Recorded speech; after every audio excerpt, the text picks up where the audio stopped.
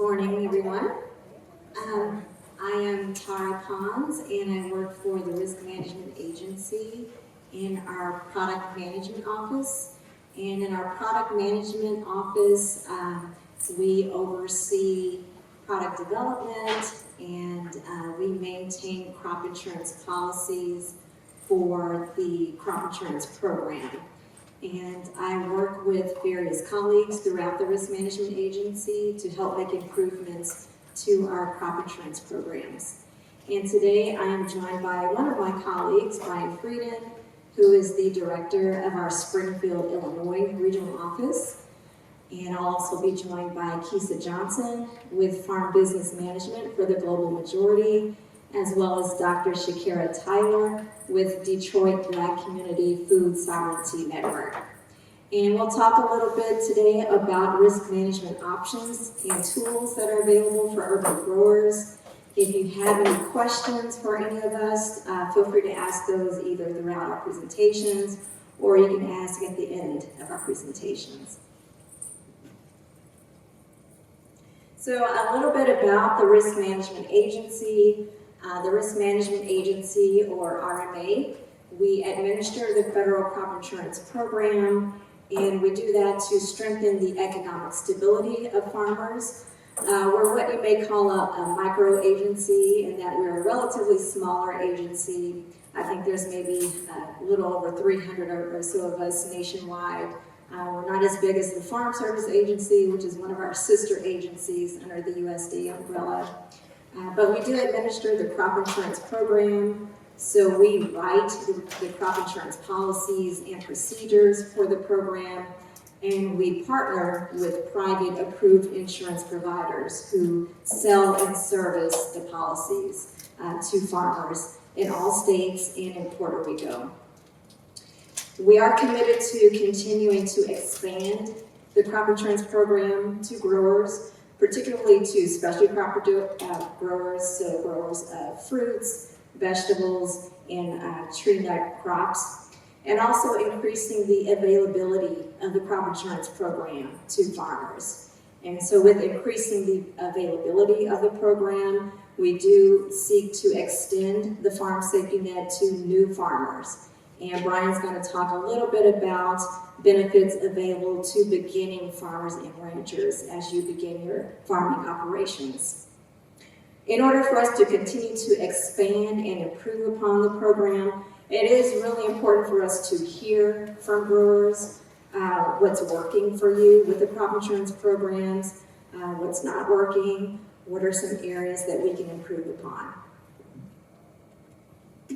So with the purpose of the crop insurance program, it is to provide farmers various means to protect against your production and revenue losses. And we do offer a variety of insurance plans to help mitigate your risks.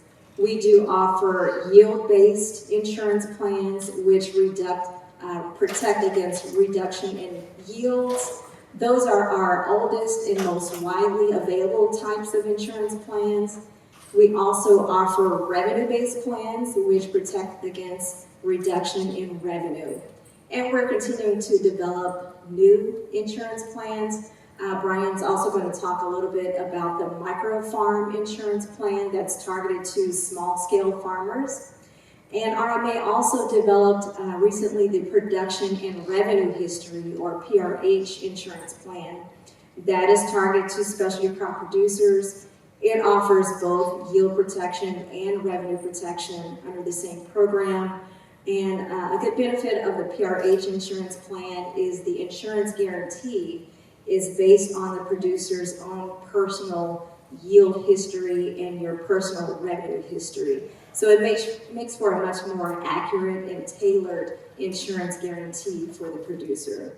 We rolled out the PRH insurance plan initially for strawberries in Florida and California, but we are actively researching additional crops to expand that insurance plan too. And so again, we are continuing to strengthen the safety net for producers. In doing so, that helps maintain a durable rural economy, Crop insurance is basically as a financial backstop for farmers when things happen. And in farming, it's not a matter of if, but when things happen. So I just want to make you aware we do have a page on our public website that includes various pieces of information concerning our specialty crop programs. And you can navigate to that page from our home page by clicking on topics and then scrolling down to specialty crops. And you'll find various topics concerning our specialty crop programs. You'll find a list of specialty crops that we currently provide crop-specific policies for. And so we currently do have a policy for apples, for blueberries, cherries, and a host of other crops that you can see there. Also on that webpage, we do list specialty crop liaisons who are designated in each of our regional offices. The liaisons act as our eyes and ears in the field.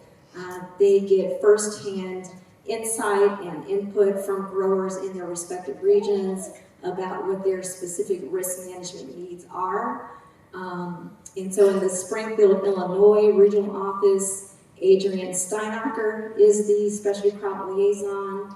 The contact information for these liaisons are also included on the webpage. So just wanted to make you aware of that. As program growth for specialty crops has grown steadily over time, this chart shows a steady increase in program growth for specialty crops over the past 15 years. In 2023, the amount of insurance for specialty crops totaled more than $25 billion. The biggest category of that in blue is for fruit, nuts, and trees. The yellow category, that's for our whole farm revenue protection program. That program covers all the commodities on a farm under one policy. The red category is for nursery. As you may notice, the red nursery category, the liability for it has decreased over time a bit.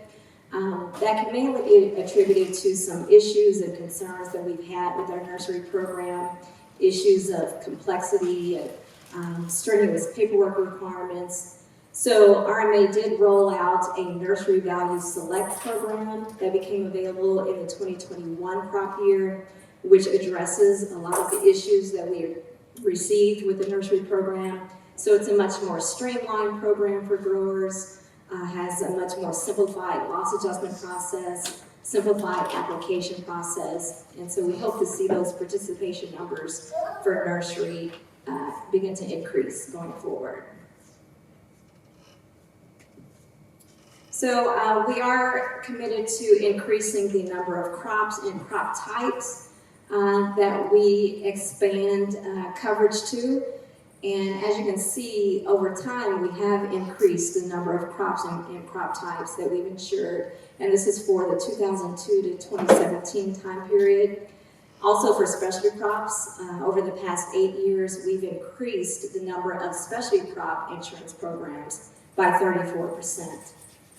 And just some examples for specialty crops, we rolled out a controlled environment program that protects plants that are grown in fully enclosed controlled environments like a greenhouse. We rolled out a new policy for kiwi fruit. We implemented a new pomegranate policy, a new grapevine policy, a shellfish policy. So we continue to innovate and create new crop insurance policies for commodities. And with that, we do continue to seek opportunities to further engage with specialty crop growers. With our whole farm revenue protection program, we had staff conduct nationwide roadshows, which were a series of in-person and virtual meetings to educate growers on the whole farm program and also get input from them on what's working with that program so that we continue to make improvements to that program.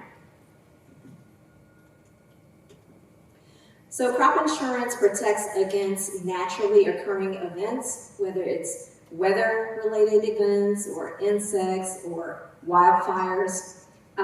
This is a snapshot from 2001 to 2015 of indemnities that we've paid out nationally by peril.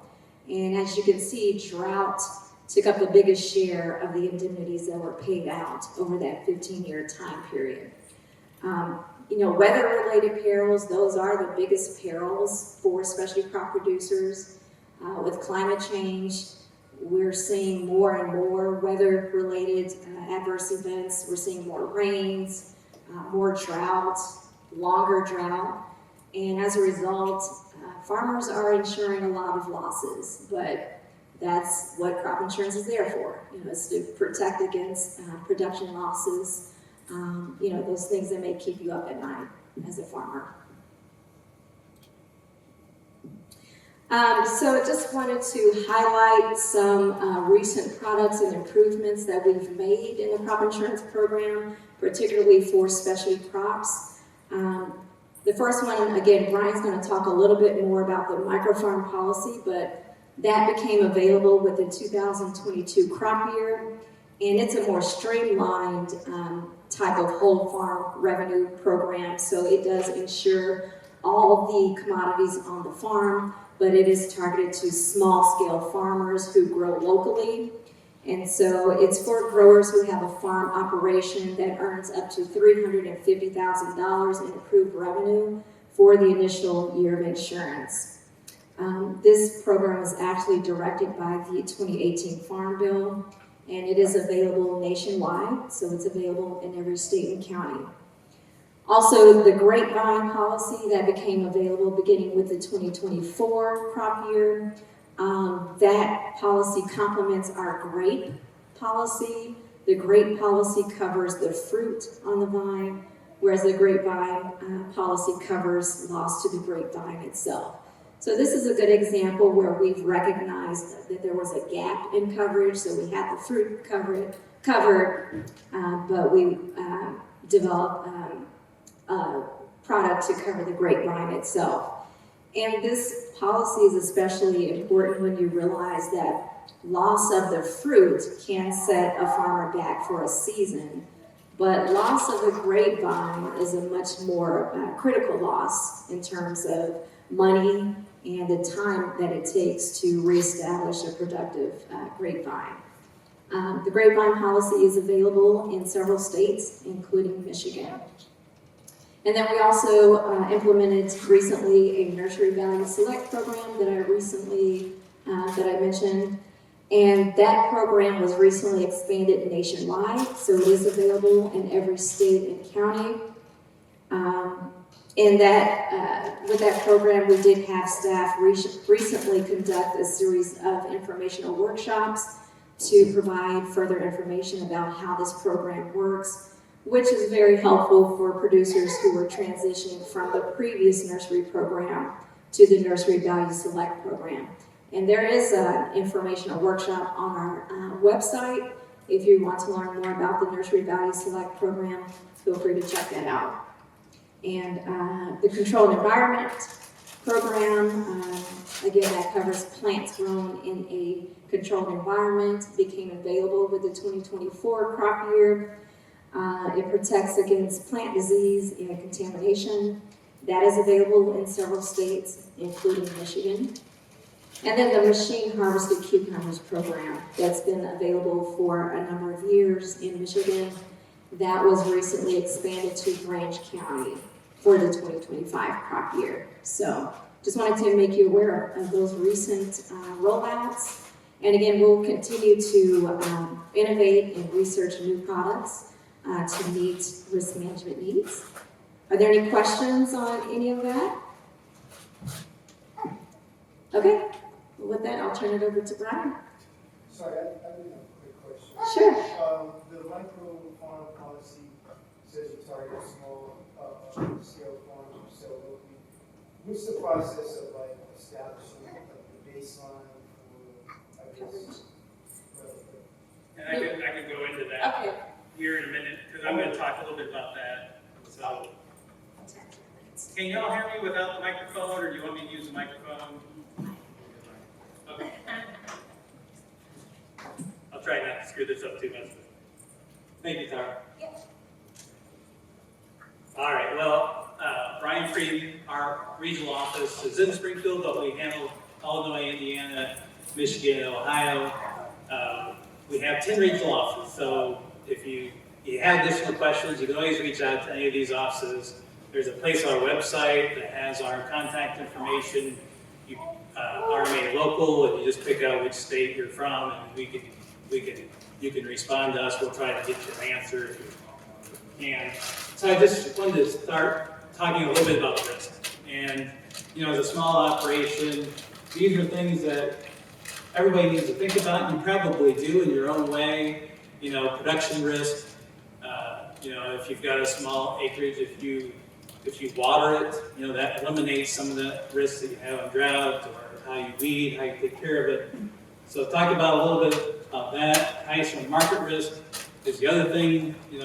If there's a excess of whatever crop you're growing, whether it's watermelons, maybe that price drops. So do you contract that out? There's things to consider that you can reduce your risk yourself. Also, crop insurance, like Tara said, through crop insurance, you can take care of some of that production risk, and you can also take care of some of that price risk. So that's kind of our role on the insurance side. Then there's financial risk, which, it's expensive to put, whether you're hiring labor, whether you're planting the crop, maintaining it.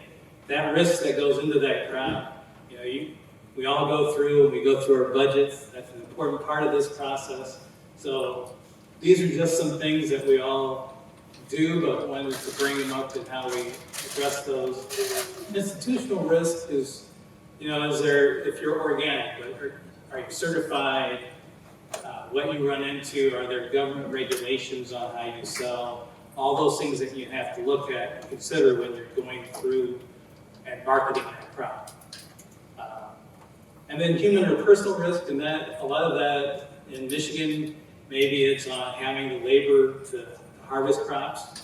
So making sure you have a plan in place and you can follow through, that's important. And then I'll just mention, the picture there, it looks a little odd. That's a barge in southern Illinois that broke through the Mississippi when the levee broke. And that farmer has a barge sitting, he's had it in his field for several years. It's about a mile from the Mississippi River. We were down there, and you don't realize how big they are unless they're sitting in the field.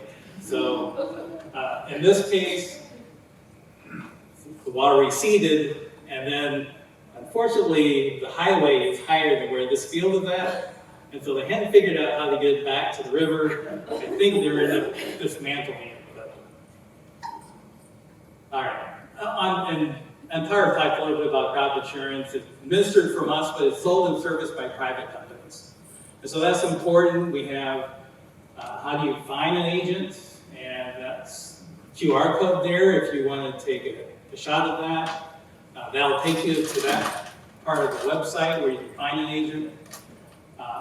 Also, it's important to know that those premiums, unlike private insurance for your car or health insurance, we set those premium rates. So it doesn't matter who you buy from, we set the rates. What agents compete on is service. So you find an agent you're comfortable with, you don't have to worry about whether they're going to charge you more than the next guy. So those premium rates are all set. And then there's a subsidy. And those subsidies are anywhere from 38 to 80%. So those premiums are set, and then the government picks up a part of those premiums. And when I talk about the microfarm policy, which is really a policy set up for smaller growers, that's something that's really important because for that program, we have set that at 80%. So if you buy a microfarm policy, 80% of that premium is picked up by the U.S. government. So, and what Tara talked about, these are what we protect against. So really when we're talking about production risk, whether it's weather, insects, plant disease, now on those things, we still ask you to, if you have disease issues, if there's a treatment, you should still treat those. But if let's say you've treated it or the weather doesn't allow you to treat it, then those will be covered under your policy. Wildlife, it's kind of the same. You know, if it's something that you can't prevent, then it's covered. And then price decline is an important part of those policies on the revenue side.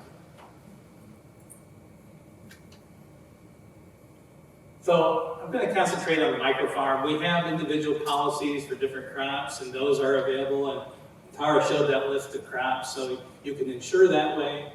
But if you're a producer that has 20 or 30 crops, then the microfarm policy is a good way to have coverage for those crops without buying an individual policy. And so that's what this product was designed for, smaller growers that have maybe 10 crops on an acre or whatever, that you can have a policy that covers those 10 crops without breaking it down and trying to provide production evidence for all of those. So the other thing is it gives you, so insurance covers up to $350,000, which is an increase. We've changed this policy a couple times, even though it's a recent policy, trying to use what we've learned from growers. Hey, we need to make some changes to make it better. And so we've done that, $350,000 for the initial year and $400,000 after that. So it gives you some flexibility, and it allows you, if your operation is growing, to get some of that coverage to cover that. And then coverage is available from 50 to 85%.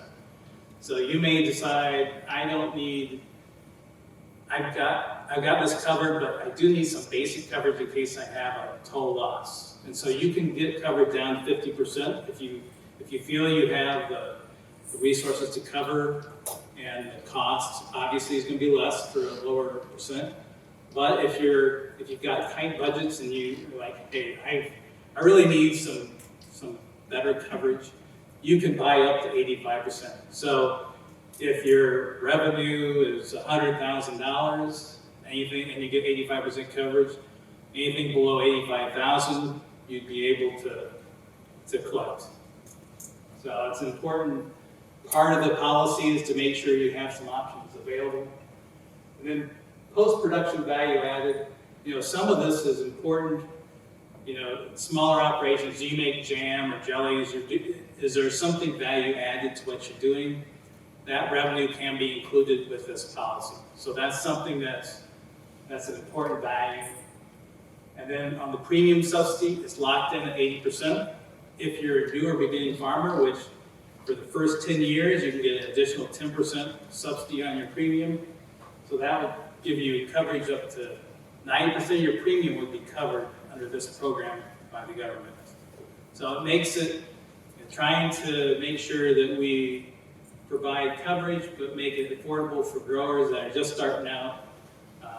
And so that's what this microfarm policy is about.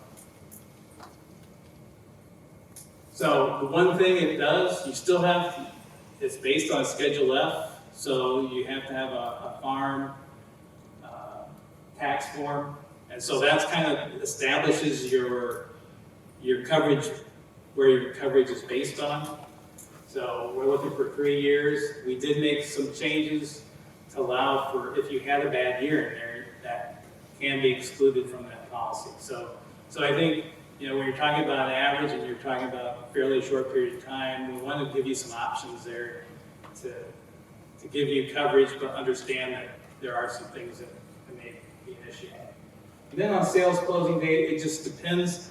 For most folks, if you file your taxes in the spring, March 15th is when you would have, actually it's April 15th, we changed it this last year to give everybody a little additional time. So April 15th is the deadline. And then beginning farmers. So this works for all policies for 5 years for most individual policies, but then for the whole farm and the micro farm, you get 10 years. So the other thing it gives you, there's an exemption from the administrative fee. So if there is a catastrophic coverage, which is 50%, that typically would be $655 a crop. That's covered if you buy the cap policy. If you buy up, like micro farm, if you bought up 50 to 85%, then there's a $30 fee that is actually covered. and then you get the additional subsidy. So, and you would talk to your crop insurance agent if you're a beginning farmer. There's an application just to have on file, so that's part of that process. And then just a few QR codes for important links. RMA website has a bunch of information now for beginning farmers, premium calculators to help you. So if you want to go through and kind of figure out what it might cost you, there are tools on our website to help with that. We also have for the whole farm and micro farm, which are kind of sister policies. There's a link to that. It gives you all sorts of information on record keeping. It also talks about, it gives you the policy information. I think there's a presentation on there to help you walk through some of that.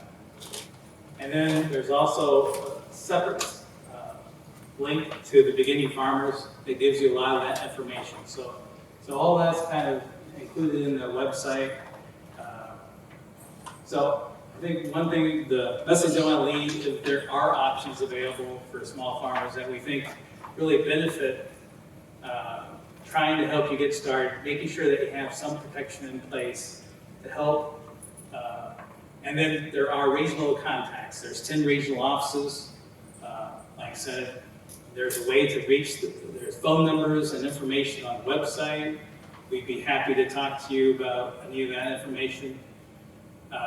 And try to help steer you in the right direction. Was there a question? Yeah, sorry. A couple of slides back, you talked about micro farm. Can you clarify? Is it 3 years that I have to be enrolled in order for me to have access to the resource production? So yeah, 3 years of records to establish, what your liability, what your coverage would be. So. Okay. So the requirement is not around 3 years. Are we just For this, you have to have that as the baseline, yeah. So you'd have to establish that. Okay, first thing is filing a Schedule F. So if you're a new farm, start filing Schedule Fs right away, because that's how they're verifying revenue histories. So, like a regular policy, we would have you provide records for each crop to establish production history behind that. But with a micro farm, what we've done is you just have to be able to provide records. So if you have 10 crops and you've got records that show that you sold those 10 crops, as long as you can back up your production history for your Schedule F, then you're good. Sorry, I just want to understand. Yeah, no So, problem. like, for example, if I have Schedule F from last year and I want to enroll this year, this program, You're still Does it start- limited. am I Yeah. starting this year or is it back? You still have to have, you have to have 3 years, yeah. Okay. Yeah. But the game is starting records early, so that, and filing a Schedule F, so that after the 3rd year of filing a Schedule F, you've got records in place and then you're eligible for all the crop insurance programs. My point is that there's problem for Right. someone like myself Yeah. who, and this applies to a lot of BIPOC farmers. Right. I mean, there's a disadvantage to this. I don't Right. see the benefit. I already have the records, you know what I mean? Right. So. how- And that's the difficult thing, I think, for us is, we have to have something base coverage on, and so this is kind of the minimum threshold that's set up for now.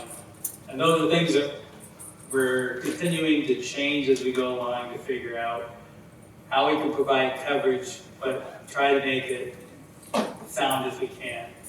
So, Yeah, a couple of things. I've looked at this for a while, and we kind of figured out that for diversified fruit and vegetable producers, if you don't have more than 20% of your total annual revenue in the field at one time, it's not worth doing this, because you won't get paid on it, right? So, because they're continually replanting and seasonally, even succession planting, that there's a cost benefit analysis, and I'm kind of saying this for everybody to look at, And now if you have, like, we have some farmers in Texas that do strawberries. Mhm. And it's a big part of their revenue. And strawberries are, you know, temperamental. We have late freezes and all that kind of stuff. So that case, it makes sense. But we're not, so we're having trouble really feeling confident about pushing it. But the other thing, we've had cooperative agreements with RMA, and actually love working with RMA.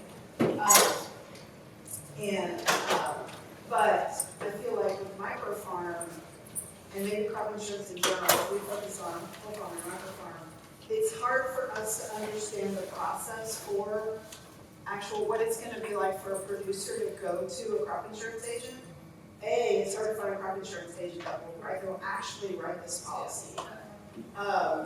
B, there doesn't, maybe there is, maybe you just reference some things online that I need to look at, but I feel like for us as cooperators, it's hard for us to feel educated enough to teach the producers more than what we get from the Right. functions. And so there's a couple things there. And one, this last year, what we've done is for agents that sell whole farm, if you go to the website under the microfarm, there's a link for specific agents that will sell whole farm microfarm.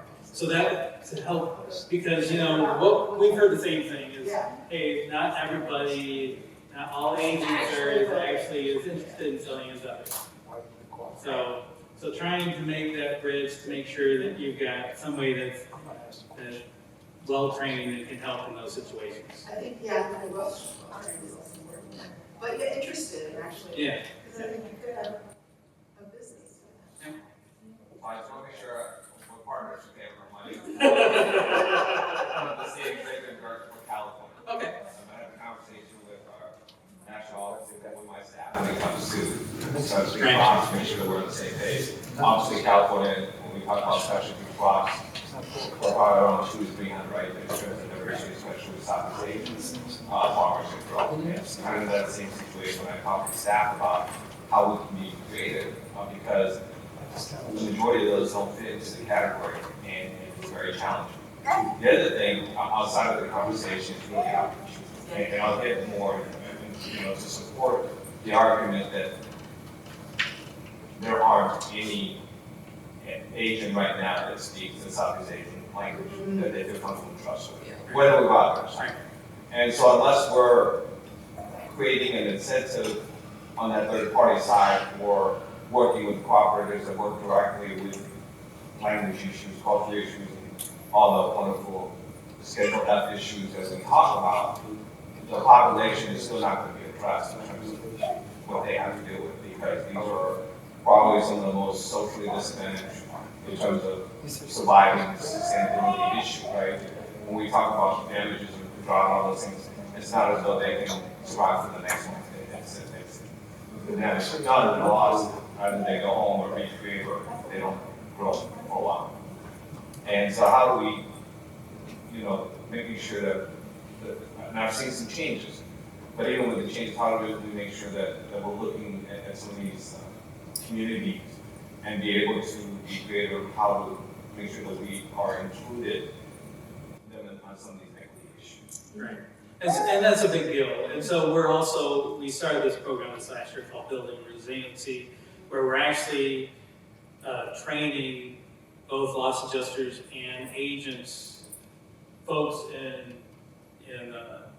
minority groups, to be able to get hired as loss adjusters and agents from the companies, so that we can address some of those issues. So that's the program that we started this past. Actually, I think we're doing it this year. Yeah. So that's something we're trying to address, and we understand that concern. And I think the other thing is,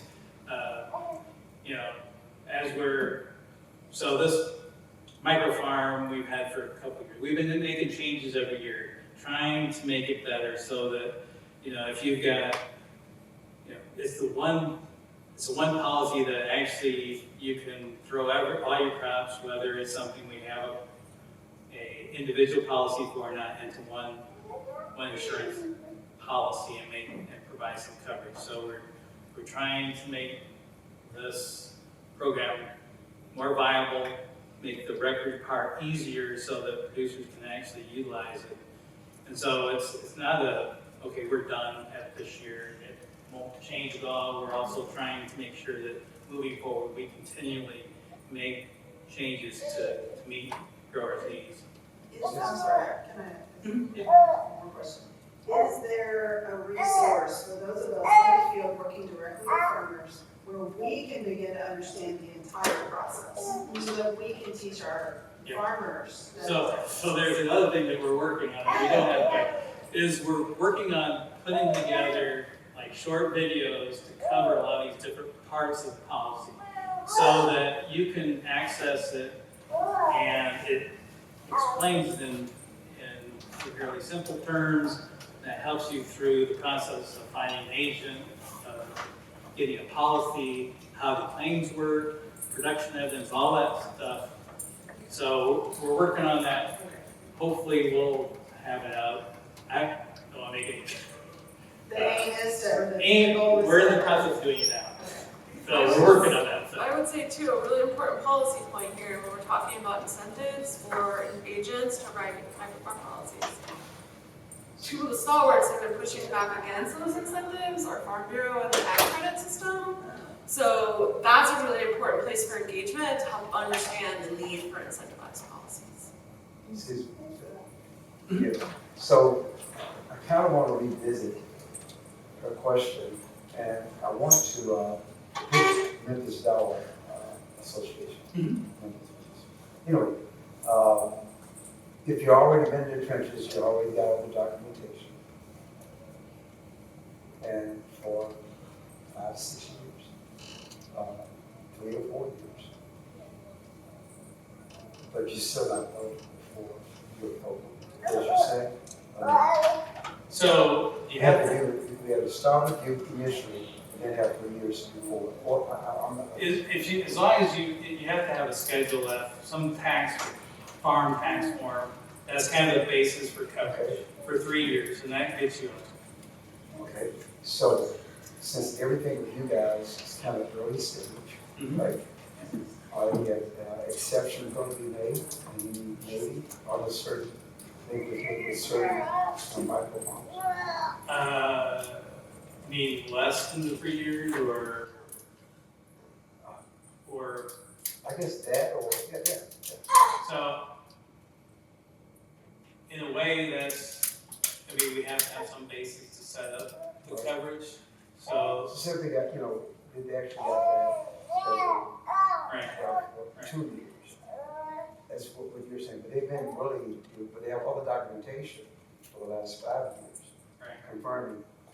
You'd have to have like a substitute, something that would be considered a substitute Schedule F. So what would be a substitute? I'm just trying to understand. So if you, I guess, I'll speak from an agent's perspective. So Corey, I'm with Greenstone Farm Credit in Michigan, Wisconsin. Okay. We have a team of agents that just focus on fruit and specialty crops. Okay. Love microfarm. Michigan, we have over half the microfarm policies in the whole country. Gotcha. So I think it's a perfect fit for a lot of our growers. So the 3 years, if you filed other tax returns like Schedule C, Right. but you had crop sales on there, we can look at those and build a substitute Schedule F to qualify for those other years. Okay. So as soon as we can do a Schedule F or a substitute Schedule F for 3 years, you're eligible for this microfarm for So 4 you have to years. wait for 3 years for the schedule. So, Be farming for 3 years and then so there are eligible no in the 4th year. exceptions. You're saying no exceptions at all. And if someone, I'm just only trying to understand Right. Yeah. because But if she's a, so if you've been farming, and you have revenue from crop that you showed on your tax returns, then we can capture that with a substitute Schedule F and qualify with But those years. not all of our members have Schedule F. Right. And that's what I'm trying Right. to get to. I mean, the main key is the 3 years of crop income is being reported for taxes as taxable income. If they're doing that, then we can build out the information onto a substitute Schedule F. But I mean, so really the eligibility is they have to have had taxable income from crop sales for at least 3 years. And I mean, that could still definitely exclude some people, but that's really more the eligibility hang up than the Schedule F itself, is the taxable income. And then there's also, because, you know, your operation may be growing. I mean, you may have started here. So there are ways to account for that as moving forward to allow for growth of your operation because, you know, you're going to be successful as part of growing that operation, so. A two-part question. One, does reporting losses impact you in any negative way? Like as a new farmer, most new farmers, you know, aren't reporting any profits. You know, they have a lot of, you know, expenses. So does losses penalize you or hurt you in any kind of way? And second question, is this program eligible for groups of producers? Because a lot of the micro farms are aggregating together to meet the demand for like, you know, schools or restaurants or whatever. And is that an entry point for, let's say, a new farmer just starting out producing tomatoes, but as a cooperative, you sort of have a So we don't really have any of those yet. And then, so we put in this last year where you could drop revenue from 1 year. You know, if you have 3 years, you have a really bad year in there, that could be excluded from that average.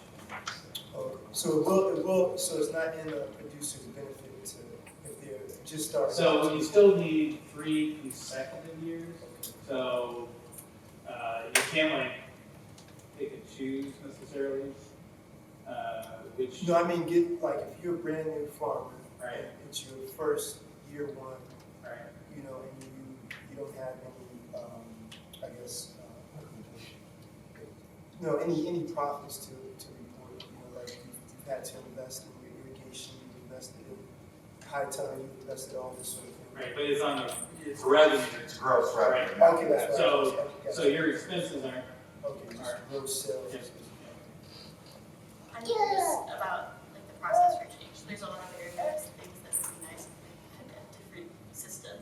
You work in Springfield, you said there's regional reps around. What's the pathway to coming up with something new or something to fix some of the like holes? Okay. So I mean, I think any of the regional offices you can, if you get recommendations, hey, you know, would you look at this? You know, we have a small agency, and Tara talked about that. So the advantage is we're a little bit more mobile. So it can be done on a regional So it basis. has to be done nationally, but we can bring that up to the whole farm team. Hey, and that's what's happened this last couple of years as we've made some changes along the way to try to address some of the concerns. We raised the revenue.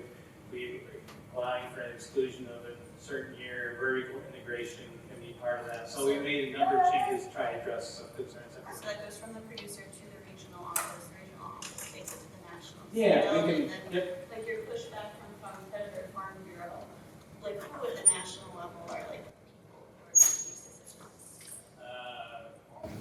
I don't know if we really did involved in that Yeah. part. What we've tried to do is to make sure that, you know, like where we've listed agents that work specifically with Whole Farm, trying to make sure that that list is out there. So you know, you have access when you reach out and contact an agent, that you have an agent that wants to provide information and say, you know, policy for the Whole Farm. And then, like I said, any of the regional offices, feel free to reach out. We'd be happy to help in any way we can. If you've got recommendations, we'd be happy to take those and elevate those to the team that works on Whole Farm and micro farm policy. Because we want to make sure, I mean, you are the next generation of farmers, and we want to make sure that we provide you the resources you can to provide what you need. So. Would you share the PowerPoint? Yeah, I mean, we'd be happy to do that. So, yeah, that's not a problem. All right, well, hopefully it didn't take too much. Ethan, you want to take over? Or? And then we also have a booth here. So if you want to come visit, we've got cards that have the QR code have stuff on beginning farmer, policyholder bill of rights that provides you what your options are, also micro farm. So any of that information we have available downstairs, we'd be happy to talk to you about.